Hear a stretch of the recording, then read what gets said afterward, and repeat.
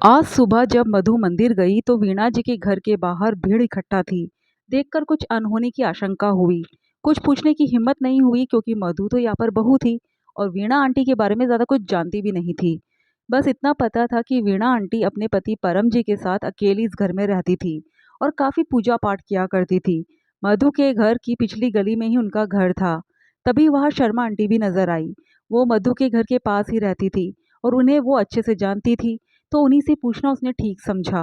मधु ने शर्मा आंटी से पूछा, आंटी क्या हुआ, यहाँ इतनी भीड़ क्यों है?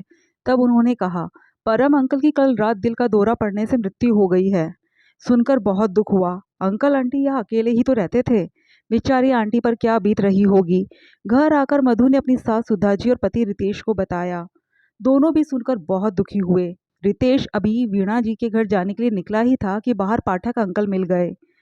तब उन्होंने बताया कि उनके बेटे बहू दोपहर तक आ जाएंगे। उसके बाद ही क्रियाकर्म का सभी कार्य होगा।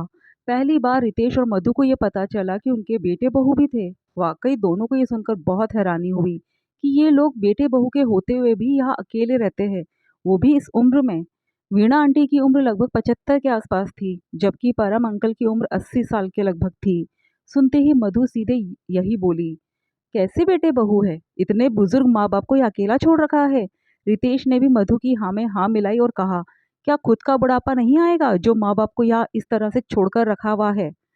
उन दोनों की बातें सुनकर सुधाजी और पाठक अंकल मुस्कुराने लगे। पाठक अंकल ने कहा, बेटा कई बार जो दिखता है ना वो सच में होता नहीं है। रितेश ने कहा, अंकल आप कहना क्या चाहते हो? साफ दिख रहा है कि यह इतने बुजुर्ग माँ बाप अकेले रहते हैं और बेटे बहू का कोई अता पता नहीं है। तो गलती किसकी है वो तो साफ पता चल रहा है। हो सकता है कि तुम सही कह रहे हो, पर कई बार इंसान को उसकी जिद अकेला कर देती है, जैसा कि वीणा जी के साथ हुआ। और बेचारे परम जी वो वीणा जी के स्वभाव के कारण अकेले हो गए। तभी सुधा जी ने कहा, वीणा जी बड़ी जिद्दी स्वभाव की है। उन्हें जो करना है वो वही करती है, इसके आगे वे किसी की सुनती भी नहीं। वीणा जी कई तरह के नियम कायदे मानती है और ये उम्मीद करती है कि उनकी बहू भी वो सब माने, जो कि संभव नहीं है। ये सुनकर रितेश ने कहा, इतनी सी बात पर भला कोई घर छोड़ता है? जो इनके बेटे बहू इनको छोड़कर चले गए। और नहीं तो क्या, हर घर में थोड़े बहुत नियम कायदे तो होते ही है।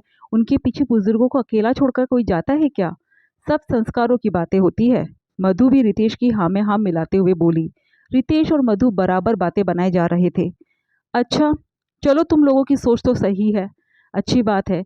मैं फिलहाल तो वीणा जी के पास जा रही हूँ, आकर बात करेंगे, सुधा जी ने कहा। उधर मधु के पेट में ये बात पच नहीं रही थी कि भला नियम कायदे के लिए कोई घर छोड़कर जाता है क्या? नियम कायदे तो हर घर में होते हैं। जब सुधा जी वापस घर आई तब भी मधु ने यही सवाल किया, तो सुधा जी मुस्कुराकर रह गई। वो दिन भर में काफी थक चुकी थी, इसलिए उन्होंने उस दिन बात करना ठीक नहीं समझा। दूसरे दिन सुधा जी सुबह 3:30 बजे उठी और उन्होंने मधु को भी जगा दिया और कहा, बहू जल्दी से नहा लो, हमें मंदिर चलना है। मधु को बहुत अजीब लगा कि मम्मी जी ने इतनी सुबह सुबह क्यों उठा दिया, पर मम्मी जी ने कहा इसलिए इज्जत से वो नहा धोकर तैयार हो गई। फिर दोनों सास बहू मंदिर गए। 5 बजे तक जब वह पूजा पाठ के सभी कामों से फ्री हुई, उसके बाद मधु ने कहा, मम्मी अब चाय बनाकर ला दूं?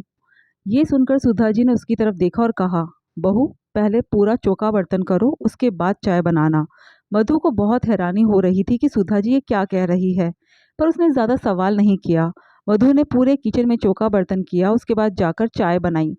तब तक 7 बज चुके थे और रितेश भी जग चुका था और तब सबने चाय पी। पर रितेश और मधु दोनों हैरान थे कि सुधा जी को आखिर हुआ क्या है, आज वो ऐसा बर्ताव क्यों कर रही है। तब सुधा जी ने मधु से कहा, बहू जाओ पहले जाकर नाश्ता तैयार कर लो। मधु वहां से उठी और किचन में जाने से पहले वॉशरूम में चली गई। वॉशरूम से आकर वो किचन में जाने लगी तो सुधा जी ने उसे रोक दिया। अरे रे बहू, कहाँ जा रही हो तुम? उनकी आवाज़ सुनकर मधु चुपचाप गेट पर खड़ी हो गई।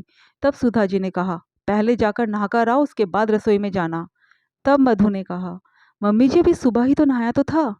सुबह नहाई थी तो क्या हुआ, अभी वॉशरूम भी तो गई थी ना, दोबारा नहाकर आओ, उसके बाद ही नाश्ता तैयार करना। रसोई में पवित्रता का बिल्कुल ध्यान होना चाहिए, पृथ्वी की शुद्धि का हमें पूरा ध्यान रखना चाहिए। ये सुनकर रितेश बीच में ही बोल पड़ा, मम्मी आप ये क्या बोल रही हो, क्या हो गया है आपको आज? तब सुधा जी उसकी तरफ देखकर बोली, तुम्हें हम सास बहू के बीच में बोलने की कोई जरूरत नहीं है। यहाँ बैठकर हम दोनों के बीच में बोलने से अच्छा है कि उठकर नहा धोकर आओ और मंदिर में जाकर पहले पूजा कर कर आओ, तभी नाश्ता मिलेगा तुम्हें भी, वरना तुम्हें भी कुछ नहीं मिलेगा। और वैसे भी हर घर में कुछ नियम कायदे तो होने ही चाहिए, उन्हीं से तो घर बनता है। और चुपचाप जाकर टीवी के सामने बैठ गई।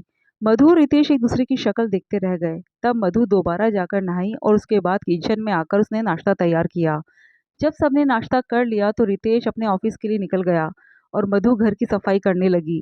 तो सुधा जी ने मधु से कहा, मधु, अच्छे से सफाई करो।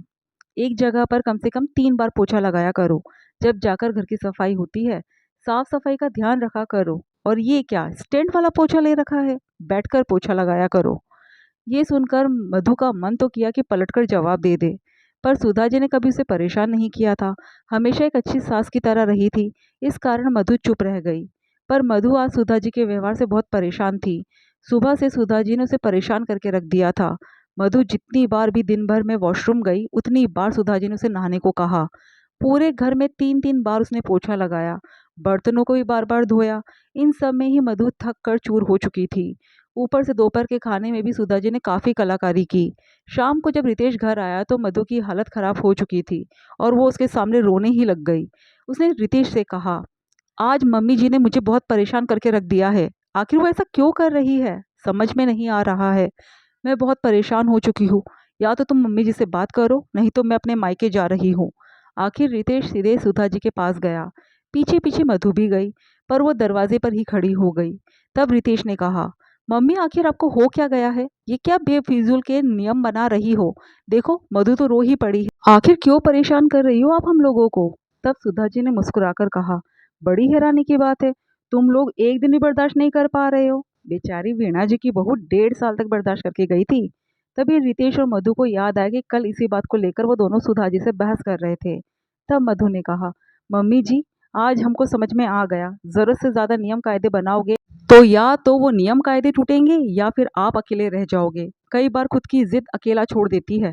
सुधा जी ने मधु की तरफ देखा और कहा, यदि यही बात मैं तुम लोगों को समझाती तो तुम लोगों को समझ में नहीं आती। जब खुद पर पड़ती है तब इंसान को समझ में आता है। कल तुम दोनों वीणा जी की बहू को कितना गलत बताए जा रहे थे, अब समझ में आया? मैंने तो फिर भी अभी तक उनके सारे नियम कायदे नहीं बताए तुम लोगों को। चाहो तो कुछ दिन करके देखो, फिर दूसरों के बारे में सोचना।